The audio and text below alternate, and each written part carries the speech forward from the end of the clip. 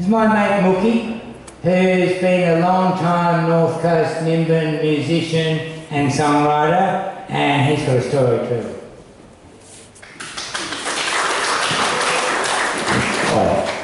In 1974 in Melbourne, I wrote a song called Marijuana Australiana. It was actually Marijuana Mexicana first. And a few years later, living in Tunnel Falls, young Waziski from the Bushwhackers came up to see me and said they wanted to record the song, could they change it from Mexicana to Australiana. And they did, and they made a cult hit out of it, and that became the only song out of about 600 that I've written that I ever made any money out of. Thanks, Bushwhackers. But it's turned full cycle now. I'm 73, just turned 73 this year, and I'm writing a rock opera at the moment called Marijuana Australia, based on my song. And the rock opera is featuring this. It's about cannabis oil, because at Bentley last year I was diagnosed with very advanced prostate cancer, which threw me into a bit of a spin, sleeping out there on the ground and then finding that out. I had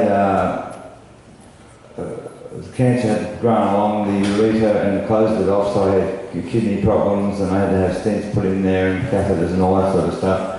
And while I was in the general anaesthetic, they hit me up with these two hormone shots, which caused two great big huge purple ulcers for about 3 months.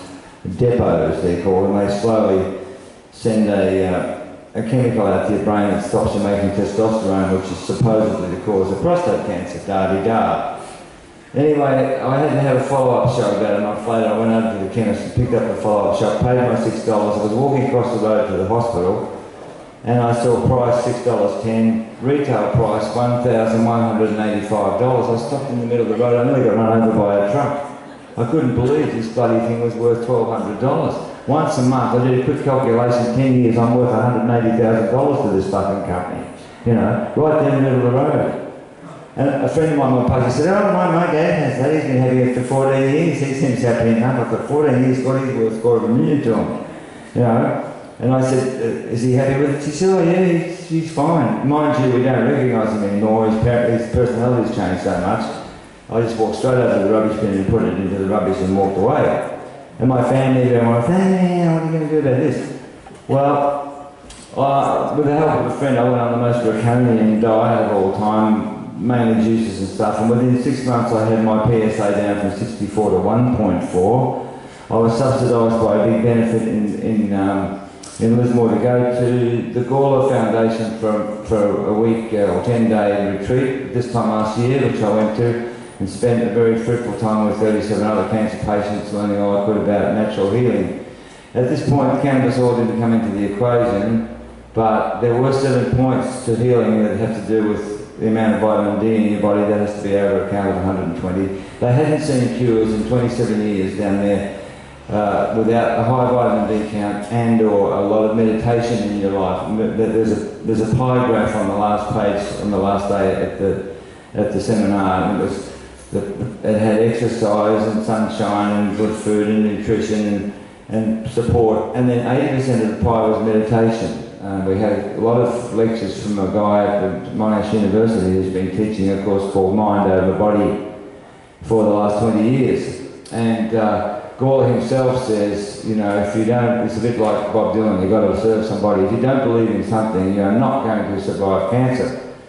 And that we went one whole day on the whole placebo thing down there, the whole placebo thing, the whole thought pattern that creates. You've got, one guy came and lectured to us, he had so-called terminal cancer 17 years ago and cured himself with the Gawler thing and was now working on the Gawler circuit, and he'd been 17 years, he's a great bloke. And he said to us, if you've got a tumour, you've got a problem, get rid of the problem, get rid of the tumour. This is how simple it was for someone in retrospect to deal with it. Something's making that thing happen. It's not something you caught with a germ. Okay, I'll wind it up right now because I'm right back where I started.